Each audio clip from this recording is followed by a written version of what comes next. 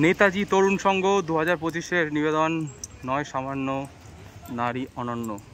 আর প্যান্ডেলে ঢুকতেই সামনেই দেখুন একটা পৃথিবী, তাকে গর্ভবতী নারীর রূপ দেওয়া হয়েছে। আর পুরো প্যান্ডেলটাতে খুব সুন্দর করে সাজানো হয়েছে।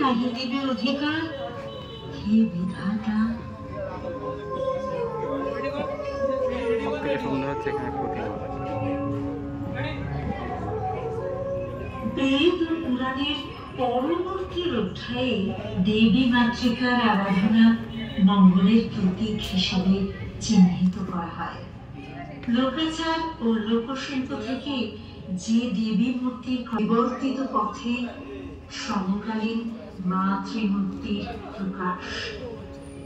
ভারতীয় সংস্কৃতিতে নারীকে সাধারণত শক্তিদায়িনী এবং শক্তির স্বরূপ